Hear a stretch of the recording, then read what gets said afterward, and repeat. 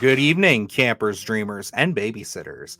And yes, in our ever growing quest to bring you guys as many horror centric reviews as possible, we stumbled across a little film last week called The Slotherhouse. And yes, that was a very fun review. Luke and I were a bit divided on it. I very much enjoyed the film. I thought that it was nice gateway horror. And that review is up for you guys to check out right now. But what you're watching right now, as you obviously probably saw from the title and thumbnail, is that I got to sit down with the creatives behind this wonderful film.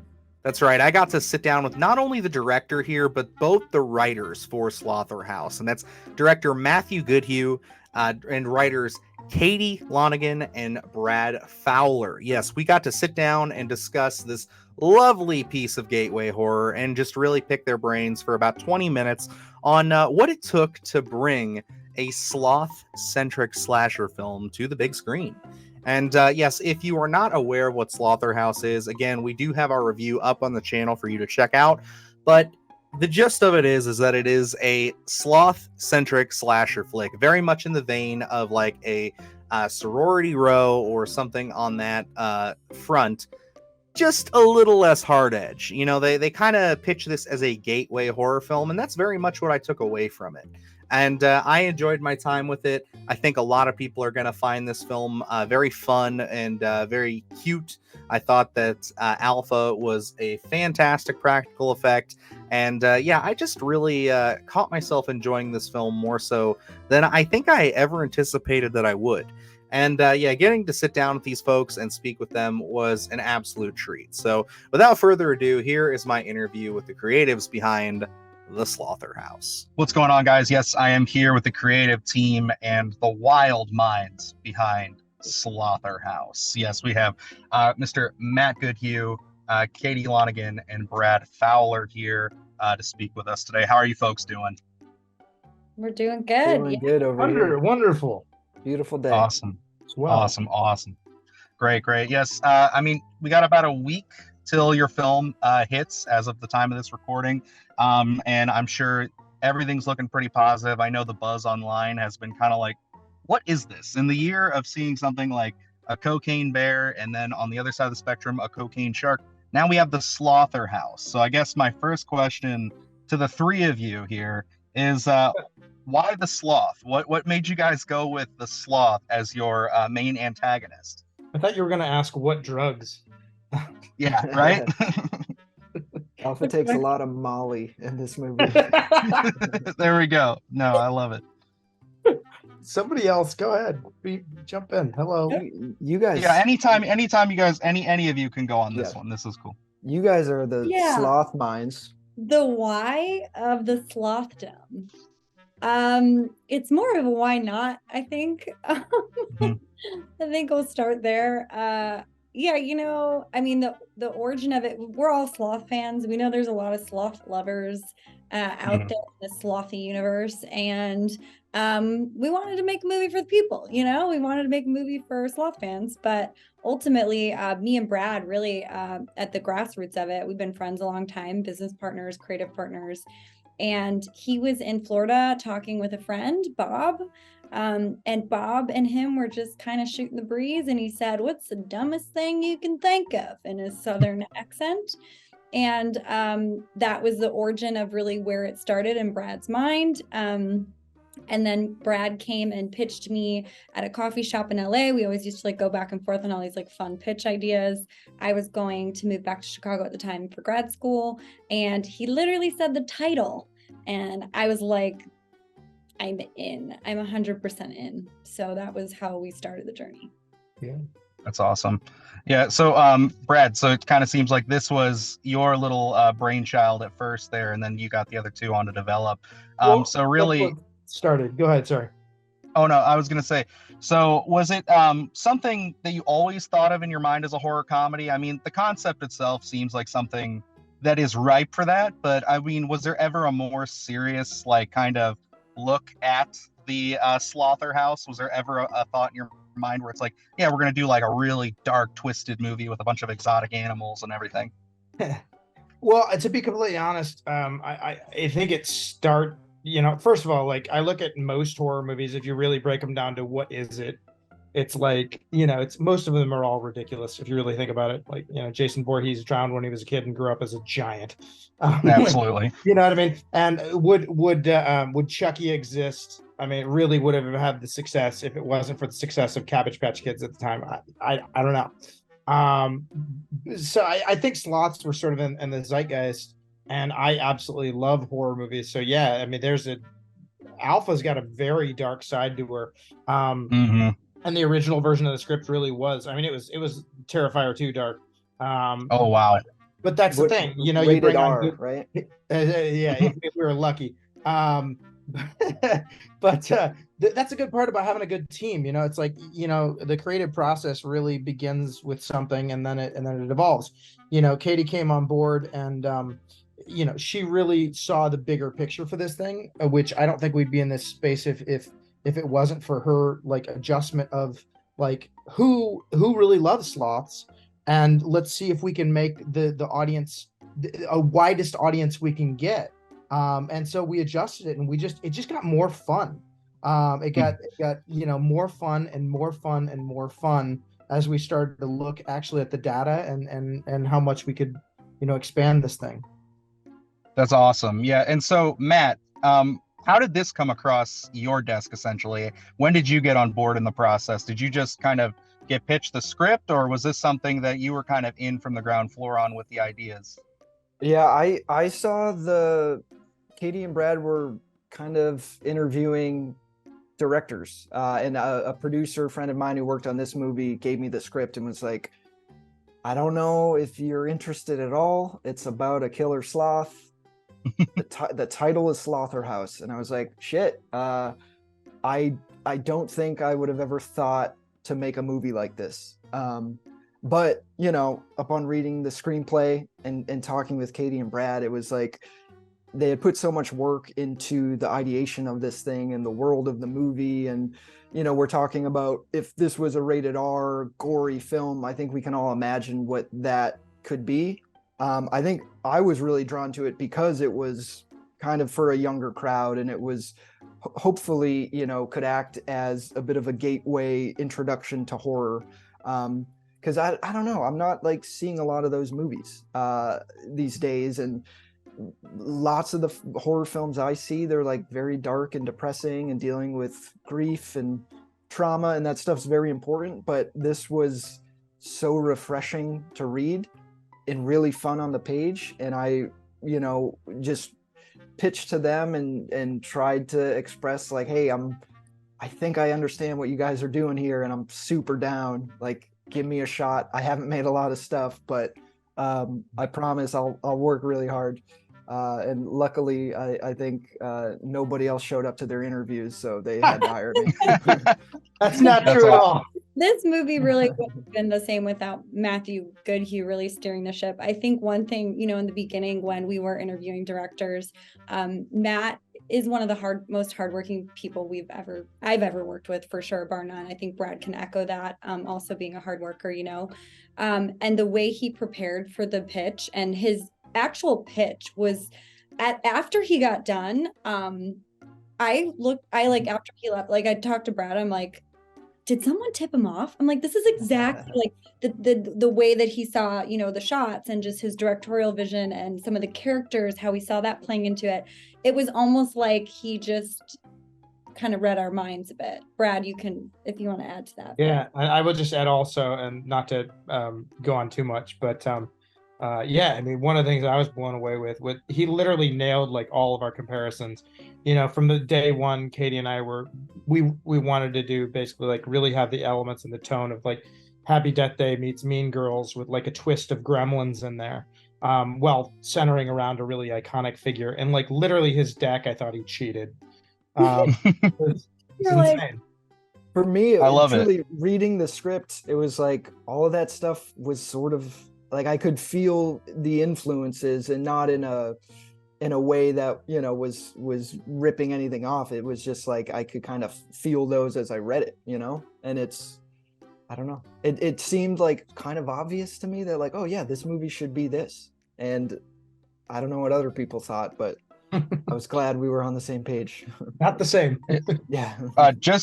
just to say, like, I finished it last night, and I immediately texted my co-host who couldn't be here for this, but I said to him, going into this film, it's one of those things where it's like you hear that title, you hear the pitch, and you're just like, this sounds like it should not work, or it's just going to be one of those things that it's like, this is just a title that's going to grab people and this is going to live on streaming services. But I was genuinely blown away by just how much I actually found myself invested in the practical effect of Alpha and just how convinced I was by her.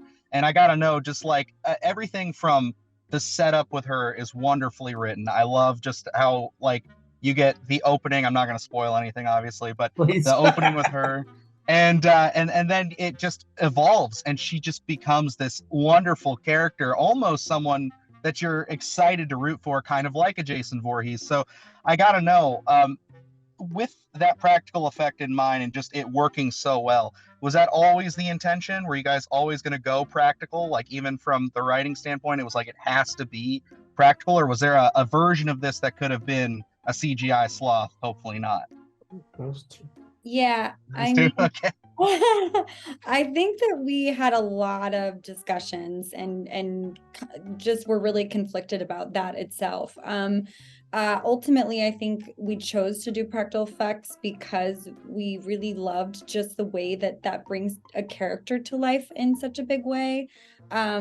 And it definitely made things more challenging in some ways, but in other ways, I think that's really the charm, like you were saying earlier, of the character, right? It's like just the believability and bringing even the puppeteers in. They have so much to do with creating the life and the inner monologue of that character. So I know for us, we were always, we were definitely conflicted at first. It made things harder because there were scenes we had to change because there's some things like the puppet couldn't do that we maybe wanted it to do. And, there's a lot of adjustments along the way, but, we feel like it has sort of that extra special sort of feel, the way that when you watch Gremlins, right? Like practical effects just does something too that, I don't know. I still don't feel with full CGI. So, and I that, absolutely agree with Yeah, that. I mean, I think the movie centers around this character. It seemed obvious that it had to be a real thing, because if we want people to fall in love with Alpha, as I think we all did, it was like, if it was just a computer generated image and our actors were just holding a green bag pretending that it was a sloth, like, I don't want to make that movie personally. Like, that would have been weird. We were able to, like, the puppeteers, they called Alpha the baby on the set. Like, it was she was one of the talent. Like, we all had to react to her, and if there was a mechanical thing, like, we were waiting around for Alpha, and it was as if we had, I don't know, Salma Hayek on set or something. Like, but it was, I think for everybody, having the physical thing was great. It made our gaffer, they work on like some prestigious stuff in Serbia, and they're here like really shaping the light on this 1.5 foot puppet, and it allows them to paint and do their thing. And I think for the actors, there's a physical thing in their hands. It has hair. The puppeteers, in between takes, they're still moving its head, Alpha's head around. So we tried to bring as much life to the puppet as possible. Because, I think without that, I don't know, the movie, I don't think it would have felt the same. I'm going to go quick. I like being wrong because then I get to learn. And I was very hesitant. As much as I love practical effects, I absolutely adore them. That's what drew me into horror. But because we did what most horror movies don't do, most horror movies, you see the creature like a couple of times and that's it. They protect the fact that it can't do a ton, especially with practical. Our creature was on the page almost the whole movie. Yeah. And so it was like, I'm looking at this thing like, how are we going to do this without VFX? And so they presented the idea, and the more they pitched it, the more I think they were right. And now that we're in the now that it's executed and it's out there, I think it was definitely the right route for it. Yeah, it's honestly just it's such a testament to the film in and of itself that it's just a great showcase for just that, nothing has to really be CGI when it comes to every single movie. You know what I mean? Like you can really get a lot of great stuff with practical effects. I mean, I see Alpha, in the horror community coming out like Baby Yoda when this film drops. Like honestly, like I think like people are gonna want Funko Pops and plushies and things. I would love a little. I collect all kinds of little figurines for my background, which I don't have with me today, but I want an Alpha in there. Like that's just how much like you get connected with this character. And so I guess this is going to kind of be my last question, but it's just a two-parter here. I'll ask Matt first, and then we'll get into Cady and Brad's answer. But when it comes to the challenges of writing a horror comedy, everybody says that it's the hardest thing in the world to scare somebody when it comes to film or an experience or a book. It's also one of the hardest things in the world to make somebody laugh. So what were the challenges for you, Matt, on set when it came to, crafting this film? Was it a lot of just trusting the actors, trusting the writing, and believing in the process? Or were there days when you shot stuff and you just thought, man, I don't know if this is going to work? I mean, I think every day there's some self-doubt, and you're sort of like, I hope this is gonna come together. But I think the hardest thing when you're making a movie is making sure everybody's making the same movie. To me, the script read very clear as to what this movie should feel like, and I think it's a testament to Brad's writing and the development with Cady that, like, I don't know about you guys, but like every actor that showed up, they understood the assignment. They understood what kind of movie this was. They knew we wanted to play everything very seriously in order for the comedy to shine. We didn't want it to be a cartoon. We didn't want these people to be caricatures. We wanted everybody to feel grounded, because it without that, I think this movie would just sort of be, I don't know, throw it on demand, and it's just whatever in the mix of all those other films. And our actors really, like, they showed up, like they understood the tone of the movie. They knew their lines, which was pretty amazing. Like everybody was really dialed in, which allowed us to experiment a little bit, because they understood the scene, they understood where they had to go, what they had to say, based on what was on the page. And then from there, certain days you don't have the time, some days we do have the time to kind of experiment and allow those characters to become a little more free-flowing. And I think Bianca, who plays Zenny, like that character was very specific on the page. And I think Bianca she brought a different energy to it that it was interesting to see, because you're watching it and you're just like, oh, that's not exactly how I was reading it, but she's bringing this kind of animated. She loves Jim Carrey. I remember she referenced him a lot, being like, I want to be like Jim Carrey. And once I kind of knew that, it kind of clicked in for me with her performance. And I think it created this really fun character. And from what I think we've heard from like younger audiences, people have been excited about her specifically. I think kind of her wackiness, but also, I think she still feels like a grounded character. She's a lot of fun. And for you, Cady and Brad, on that side, same question, but from the writing perspective, like, what was it like crafting this horror comedy? I mean, Brad, I don't know if you want to jump in first. I don't know. It just to me, it's like I love so many different genres. Horror is probably at the top of my favorites. But usually when I sit down to write anything, I go all into that specific genre. So I don't know. To me, it's just living it. It's experiencing it. Like usually, you get sort of the tone in your head. You have the characters. You have the thematic premise. You have all those things, and then you sit down. You let the characters talk to you. You know the story beats because you figured out the structure, and then you just let the characters talk. And then sometimes they say stupid things that don't work, and it's not my fault. Yeah. There you go. And then of course there's editing. where Yeah. Of course, And then well, there's I think specifically in, I think comedy is so performance driven. yeah.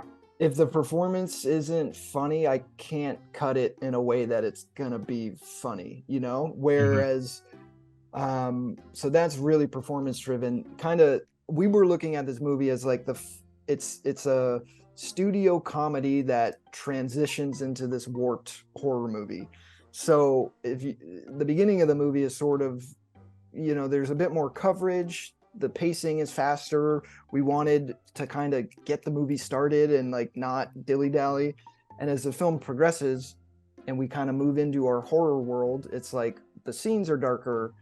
The pacing is slower. We're allowing the camera to kind of move around a bit more and sort of like be in the space. And that's kind of the balance when you're trying to do comedy versus horror. I think horror is very much about kind of your pacing and letting the audience kind of feel tension through editing and through the music and sound design and all that stuff.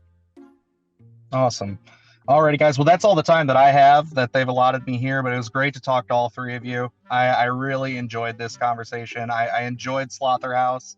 I can't wait to get my review out. I'm going to be shooting it tonight. And thank you guys so much for joining me on the show. Thank you. Thank you Thank so you, much. Dylan. We'll work on those toys as well. Don't worry, we're on it. Awesome. Please do. Yeah, I'll buy I them. want one Oh of those yeah, too. we're on it. Absolutely. Huge thank you once again to Matthew Goodhue, Cady Lanigan, and Brad Fowler for just letting me sit there and pick your brains. Yes, this was a very fun interview. As you can see, I had to do it from my car. Just the way timetables sync up, I don't always get to sit in my lovely little basement studio. But this was great. Definitely go check out the Slotherhouse if it seems like it's going to be up your alley. I understand that gateway horror may not work for some of you gore hounds, but I think if you guys have kids especially and you just want to introduce them to a light slasher film just to kind of get them prepped for the harder stuff, this is definitely one that I would recommend checking out.